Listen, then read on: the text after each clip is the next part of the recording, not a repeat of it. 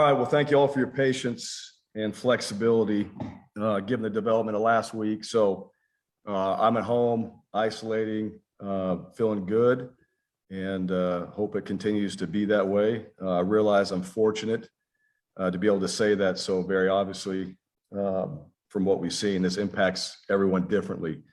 So while I'm here, I've been participating in meetings and practices, and I just want to make sure that you all know our coaches, players. I can't say enough just about our staff, how they've responded.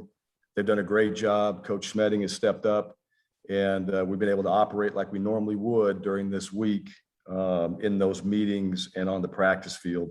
So as I said on Friday, we have plans in place for this. And certainly, you know, when things happen with COVID, the teams that are able to navigate this and implement the plan properly and execute it at a high level are going to be the ones that I think are going to be most successful navigating through this pandemic. Because as we've seen, you know, that coaches, there's been some coaches out, and the ones that we've had step up and the way we've operated, I think those guys done a very good job. So, you know, right now we're following our mitigation protocols. We'll continue to do so. So a little bit of my timeline here. The test I took on Thursday this last week was part of what we've been regularly doing. And Dr. Goodlett informed me of my result. And so we proceeded with the standard protocols for a positive test, no different for me than anybody else in our program. As of right now, based off my timeline, I should return to the facility on Monday of this next week. So in time for game week and preparing our team for that week of practice. No other coaches or players were quarantined based off my test result. That's due to in part of our mitigation protocols that we have in place and that we've been following. So I'm proud of that. With our staff, that all needs to continue.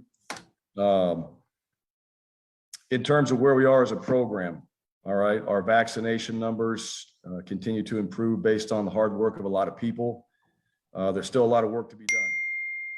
And this is ongoing and a daily focus that we continue to keep a priority in our program. So I do want to take a moment. I've had some time to sit back and put some things down here over the past few days, but I do want to take a moment to talk to you about the proactive steps that we have been taking inside our program on this front with COVID and the vaccinations. So first, let me be clear. I am not anti-vaccine, and any narrative along those lines is misinformed.